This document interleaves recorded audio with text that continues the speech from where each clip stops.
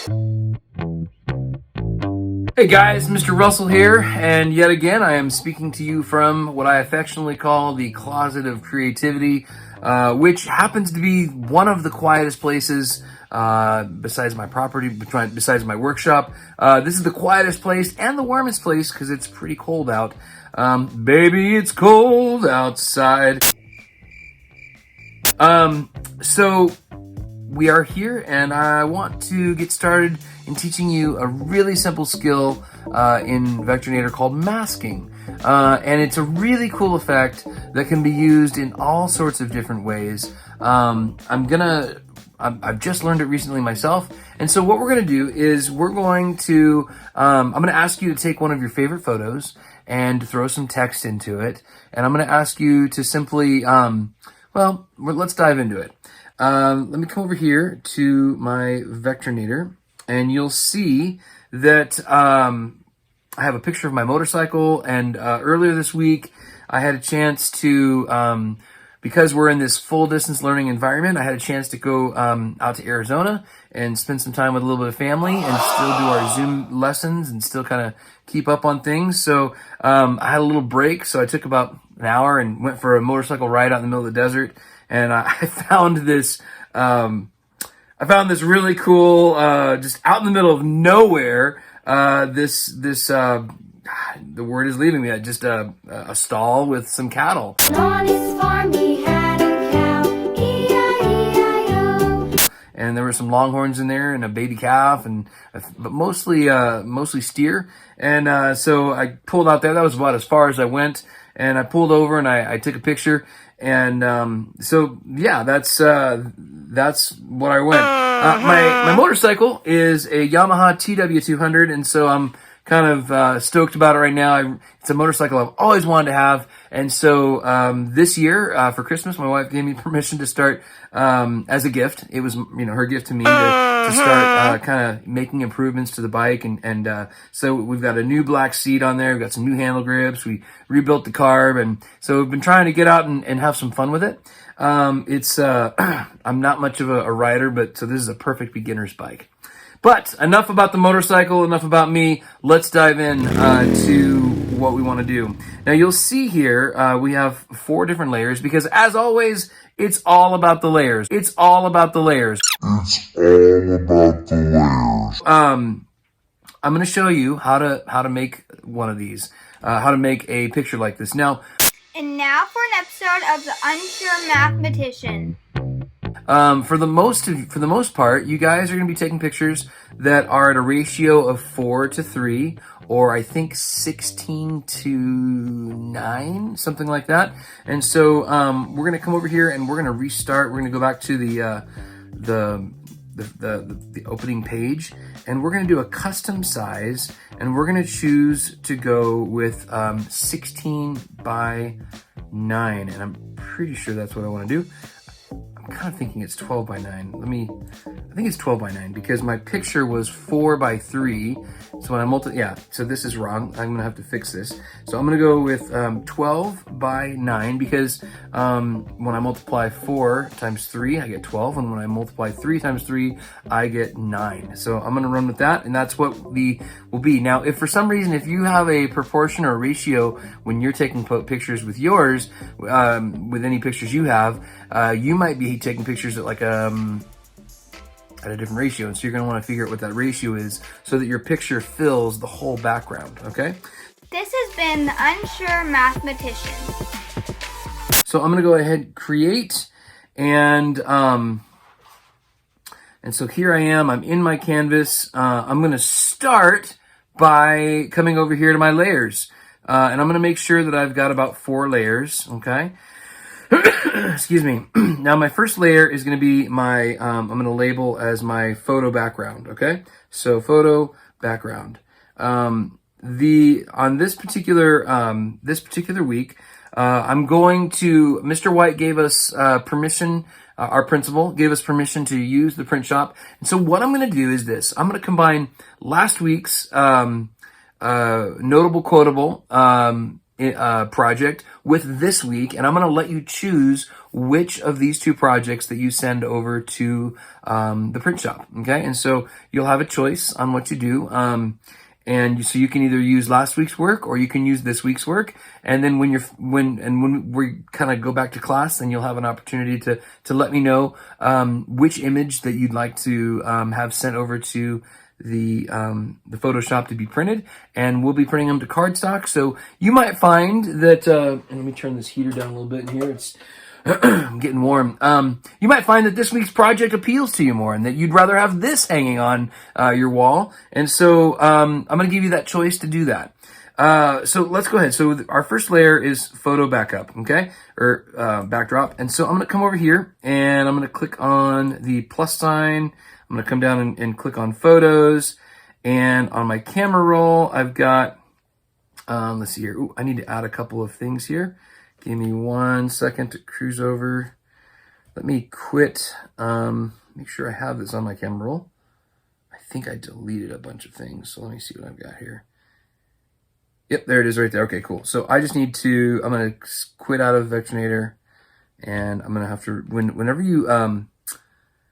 whenever you quit out of Vectornator and then reopen it again, it will choose a new batch of photos that you have access to. One thing, while we're here in this place, one thing I'm going to do is I'm going to come over here, and before we get started, I want to name this document, okay? So I'm going to call this masking in Vectornator, okay? But for you, you're going to name, maybe I'll just call it masking. And of course, I'm going to put my name on it, so David Russell, just like I asked you to. So when you're in the gallery, it's a really good idea to name your project, because then when you go to export it, I believe the title will still be there, and it just makes your exporting a little bit easier to do. So I'm gonna hit enter, and I'm gonna go ahead and I'm gonna open up that project. And when I go to click on, let's click on layers and make sure we're, okay, cool. Now we're gonna go to the plus sign and we're gonna look for some media. I'm gonna click on photos. Select more photos. Yes, I want to select more photos. And I'm going to choose the same photo I used earlier. Excuse me. I might do that one as well. And there we go. Cool. So I might choose that one too, just for funsies. All right, I'm going to show selected. Yep. I'm going to hit done. And then now I have the new pictures in. Again, as always, you want to make sure that all of your settings are clicked for all your guidelines and whatnot. I'm going to click on this and I'm going to bring it over there, and you'll notice that it completely fills up the canvas, which is exactly what I wanted to do. My picture was at a ratio of 4:3, and my canvas is also at a ratio of 4:3. Tell your math teacher, they're going to love me. Okay, so let's go ahead and go to our layers, and we're going to lock up this layer. And so it's locked up. I can't really do much with it now. I'm trying to click on it. It's locked. It's safe. It's not going anywhere.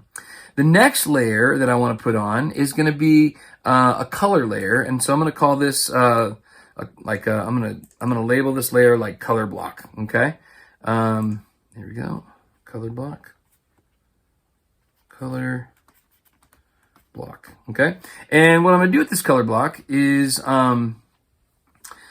I'm going to, there's so many things, I'm starting to get ideas here for how to use this, but I'm going to just mimic the first drawing I made. So what I'm going to do is I'm going to throw a shape in there, and I still want that road, I want that path to be highlighted. So I'm going to come through here and I'm just going to take up and do that. And it's cutting off some of my wheels, so I'll bring that in right there. And boom, there it is right there. Now I'm going to go to my paintbrush, and since Yamaha is all about the blues, I'm going to go ahead and I'm going to come over here and choose a color there where I can still kind of see things a little bit. There, I kind of want to get a little deeper. So I want the folks at home to be able to know that there is a path there that goes on down the line. The next thing I'm going to do is I'm going to come over here and I'm going to temporarily lock my color block, and I'm going to put some text in there. And so I'm going to call this TW200, TW200. and I'm going to put some text in there that says TW200. Now, guys, I would really hope, I got to make sure my text is, I'm going to make sure it's white so I can just kind of see it. And then I'm going to choose my, my font here. And I am a big fan of, for this kind of thing, I'm a big fan of, and you don't have to, you can choose whatever you want to. But I think that my selection was limited. I'm just going to go with Rockwell, I think. And I'm going to put TW200 on there, which is the model number for this. Okay.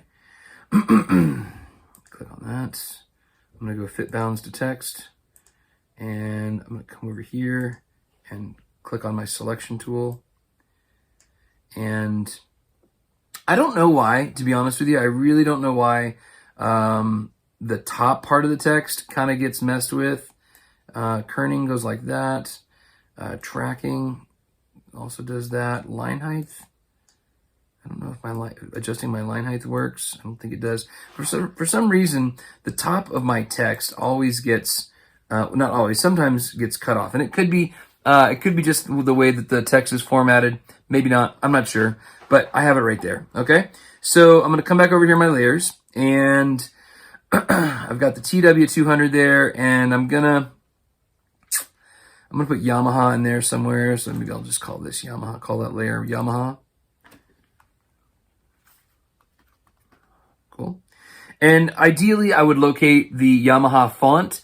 But given that I don't have it yet, and it's not easy to get fonts with the way our student iPads are, I'm just going to go ahead and just move forward and use the same font that I've been using. So there's Yamaha right there. Now, I'm going to come over here to my font. And since I have some nice blue sky up there, I'm going to put Yamaha up there. And it looks kind of close. I mean, it does. And then, of course, I got to pull the same trick where I got to bring my text down a little bit. Okay, I'm going to come up to my selection tool. And I want there to be some diversification here. And so I'm going to click here on my paintbrush. And I want my text to kind of center. I want to put that down there. And I'm going to kind of run with I'm going to kind of go with diagonal. Where I've got text up high and I've got text down below. And I want to mess with my color just a wee bit. So I'm going to go to my fill. And I've got that right there. Cool. And boom, right there.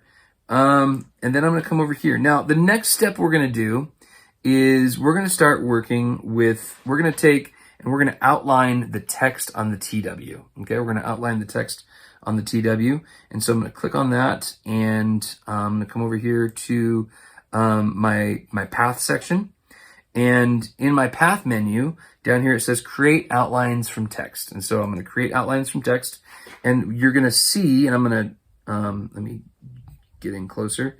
You'll be able to see here that now each individual letter is its own shape, which is a really cool feature that we're going to be playing with in the future. But for right now, what I want to do is I'm going to take a look at my layers. I need to inspect some layers. The only two layers that I want to make active at this moment in time is I'm going to lock up my Yamaha, and I'm going to unlock my color block and everything else. So good. I want this color block, and I want the TW200 to be unlocked because I'm going to be messing with them a little bit. I'm going to come back to my selection tool. Okay, oops, there we go. Click on that. What I'm going to do is I'm going to select both the TW200 and the color block, okay? I'm going to come over here to my path section, and I'm going to choose, for path, I'm going to choose this middle up here. I'm going to choose this middle selection, and to be honest with you, I don't have a really great, I don't even know what they call it, except for that it's Boolean. So I'm going to have to spend some time and look that up as an educator, right? Hello everyone, I'm your host, Eli Sarantopoulos, and on behalf of the Vectornator team, we welcome you to a quick tip. Vectornator comes with several Boolean operations for creating complex shapes in a much easier way. So let's go ahead and examine each of these Boolean functions in detail. The unite or add Boolean operation takes the topmost dominant object or shape and combines it into a single larger shape. So with the selection tool, I'm going to marquee select those two shapes, and then under the Path tab, I'm going to go ahead and tap on the first Boolean operation, the unite. And since the top shape in this case has an orange color, then that results in a larger single orange shape. The subtract or minus front Boolean operation allows us to subtract any top object to create a cutout from the one underneath. Again, I'm going to marquee select those two shapes, and under the Path tab, I'm going to go ahead and tap on the second Boolean operation, the subtract, and now we have a cutout.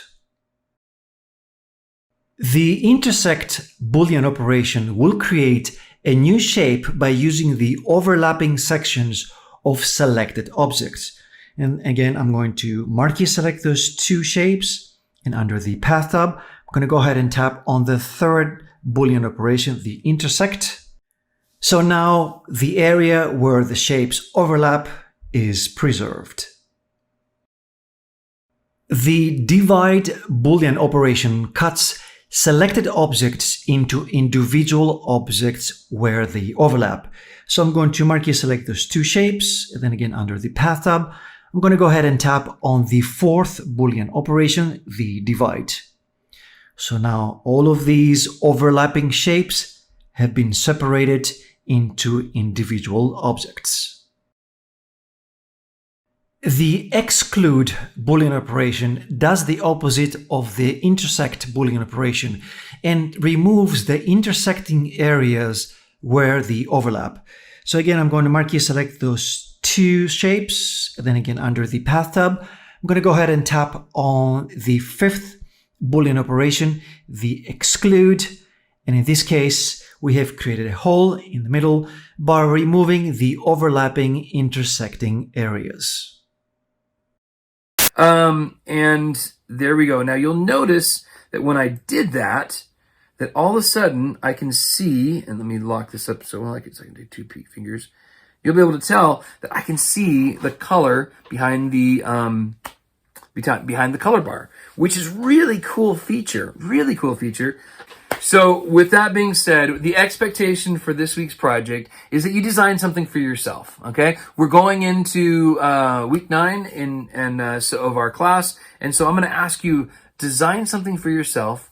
Take a personal picture. It cannot be a picture that's from the internet. This needs to be a picture that you've taken. And it could be family. It could be a favorite place you've been to. You could be in the picture. Your friends could be in the picture. You can do anything you want. You could turn around and make a sign that says, friends forever, and you could do a color bar and just have fun with that. But the key is that you make something that you would hang up on your wall, that you would be proud to hand out to your friends. Something that you will enjoy yourself. And I know this is a service learning component, but we're gonna just give you a chance to kind of make something for yourself. Why not? And then of course you'll have a choice. If you prefer last week's assignment, then you can print that. If you prefer this week's assignment, you can print that. But before we leave, let me just take a minute and make sure that you know how to export the project. Okay, so let's come over here to our share square, and I'm really kind of hoping that, yep, there it is. Do you see how we named it earlier and now it says Masking Dave Russell? I encourage you, it just kind of saves a little bit of time, but I encourage you to do that. I'm going to make mine 100%. I am a big fan of making things at like 1200 pixels. I know it's overkill, but I'm going to enter, and you'll see that it automatically, there's a lock right there. I can unlock it, but you want to keep it locked so it locks in the ratio. And then what I'm going to do is I'm simply going to save, and it's going to say, yo dog, where do you want to save this? And I'm going to save it to my JPEG folder. If you don't have a JPEG folder, you can come up here and you can create one with the folder plus. But this is a real simple lesson this week, so let's just go ahead and try to close this one up so you're not sitting here too long getting bored. Wouldn't want you to get bored, for gosh sakes. And we're done. Now, you'll know that you have it right when you can come over here to your files, and you can come over to On My iPad, Vectornator, Drawings, and then here's the JPEG folder, and I've got a bunch of things in here, but this is there's my drawing right there. Boom. Okay. There we go.